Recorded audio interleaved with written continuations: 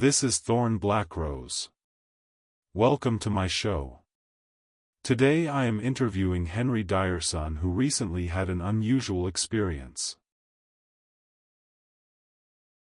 While visiting a ghost town of America's Old West, I was told that it was haunted by a traveling snake oil salesman that had brought about its ruin. And this I pondered as I read the yellowed label of a dusty old bottle that states that it once held a miracle elixir that supposedly had mysterious healing properties. What was written on the label of the bottle? Immediate relief was guaranteed to those who suffered from any of numerous ailments, including frostbite, headaches, sore throats, and coughs. I was informed that it was sold by one of the opportunistic traveling conmen. In their sales pitches, sometimes outrageous claims of medicinal successes were attributed to the exotic ingredients of their product. What were the ingredients? The actual ingredients sometimes included mineral oil and turpentine. With enthusiasm, snake oil peddlers would often use deceptive sales techniques, including theatrical productions and confidence tricks. Their conversation would be pure trumpery. Their claims were just a lot of malarkey. The unsuspecting public would be exploited by these seedy profiteers who sold them fake cures. Before the scam was fully discovered, these type of salesmen often skipped town. Journalists reported about their fraud, and people got fed up with the petty conmen. It led to the Pure Food and Drug Act of 1906 and the creation of the Food and Drug Administration. So the journalists reported the facts about them. I was told that early one morning, in late October of 1880, a snake oil peddler came to town. On the side of his red-painted wooden medicine wagon was painted in ornate gold and bold letters Dalton Drump's miraculous elixir, a quick sure cure. He stopped in an open area downtown. In the back of the wagon, there was a small railed platform on which to stand. The peddler was a shifty-eyed man with straw-colored hair. He wore a white shirt, a red silk four-in-hand/puff neck tie, and a dark blue topcoat. He addressed a curious crowd that had quickly gathered around the wagon. What did the snake oil salesman say? Dalton Drump held up a bottle. He spoke loudly and clearly so everyone could hear. He made a lot of eye contact with individuals in the crowd. He had a casual way of speaking that was informal and appealed to the common people. He held the crowd in his spellbinding grip. He told the crowd to be glad and grateful. He said that he was astounded that the people in town had not heard of the sensational concoction he had in his bottle. The pitchman made many claims. His product was new. It was sweeping the nation. His snake oil was changing people's lives for the better by curing all known maladies. It was guaranteed to cure what ails you. He was going to sell his product. Dalton Drump said that he would be willing to sell the medicine.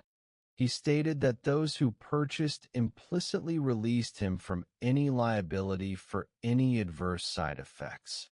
They formed a very long line. Each person eagerly made a purchase. The grifter handed out the bottles. At the very end of the line was a young little boy named Zed. He explained that his father had passed away recently. The pitchman told him if he had been in town sooner, his father would have been saved by his snake oil. The boy tried very hard to not cry. He was holding back the tears. He said that his mother at home and she was sick. She had given him all the money she had and sent him to go to the doctor to get her medicine. Drump told him that he should buy a bottle of his miracle elixir. The grifter eagerly snatched the money from his hand and handed him a bottle. Zed smiled and thanked him and ran all the way home to his sick mother. The snake oil salesman took advantage of the little boy too. Later that day, Zed was seen in town. He was sitting on a stump sobbing in sorrow with his head bowed low. He was holding a small candle. A woman, who was rumored to be a witch, walked by. She was carrying a pumpkin pie and a jack-o'-lantern. She asked him what was wrong, and he told her that his sick mother had died shortly after taking the worthless miracle elixir he had bought. He had been talked into buying it instead of medicine from the doctor. As she died, with her last breath, she blew out the candle. He blamed himself for her death, and now he was an orphan. She said that she was sorry for his loss. She said that she made a delicious pumpkin pie with a flaky, buttery, crisp crust, and flavor of it is unmatched. She would trade it for the candle. He wiped away his tears that streamed down the cheeks of his face. He traded and left. She put the candle inside of the jack-o'-lantern. The little boy was sad that his mother died. The witch then walked to Dalton Drump's wagon. There stood the pitchman. There were still people buying his fraudulent product. As the sun set, the last customer made a purchase. She did not buy a bottle. She gave him the jack-o'-lantern as a Halloween decoration for his wagon. He smiled and thanked her. It began to rain. He invited her inside of his wagon to visit. She declined and left. Jack-o'-lanterns make nice decorations for Halloween. The salesman went inside of his wagon.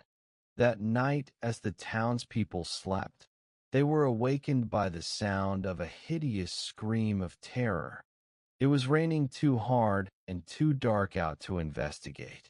Many dismissed the shrieking sound as part of a nightmare. So someone having a nightmare could have screamed? In the morning, the townspeople were surprised to still see the wagon there. They thought that he would be on his way to another town to sell his product. Some townspeople were starting to become dissatisfied with their purchase. Some had been feeling poorly, and the so-called miracle elixir did not produce beneficial results. In fact, some felt worse after taking it. Some wanted their money back and waited around for Dalton Drump to come out of the wagon. They were even more surprised that the wagon stayed there all day with the pitchman not being seen outside. Then what happened? The next day, the people had the sheriff look into the matter. He stood on the street and called out to Dalton Drump. There was no reply. The sheriff climbed the steps of the wagon, and some of the braver townspeople stood behind him. He knocked on the door of the wagon. The sheriff opened the door and went inside. It was dark inside, but by the light of a candle and a jack-o'-lantern, he saw the body of Dalton Drump lying on the floor. Upon closer examination, he determined that he was dead. The townspeople concluded that it was his screams that woke them during the night. Something must have frightened him. The sheriff picked up the jack-o'-lantern and brought it outside to examine it more closely. Something about it seemed suspicious to him. Perhaps it was a clue. The townspeople, including little Zed, noticed that it resembled the face of Dalton Drump. Suddenly, It became animated and began to shriek and moan, lamenting its sad fate, apparently haunted by the ghost of the snake oil salesman. The sheriff was so startled that he dropped it. It rolled and landed at the feet of little Zed. The jack-o'-lantern began to moan loudly again. Zed paused. He thought about his mother. Zed lifted his foot and stomped firmly down on it. The moaning stopped abruptly, and a smoke-like vapor left the squished remains of the pumpkin. The snake oil salesman would never con anyone again. The townspeople had been so horrified from that event that some moved right away. Others felt uneasy living in a town they thought might be haunted. They thought the spirit of Dalton Drump might be lingering in the air. Whether that was the situation or not, they were haunted by the memory of him. They wanted to get away. Before too long, the town was abandoned and became a ghost town. How did the man who told you the story know it? The man who told me this story claimed to be the descendant of Zed. After hearing this story and leaving the ghost town behind, I am now more cautious when I hear about products sold by salesmen who make claims that seem too good to be true.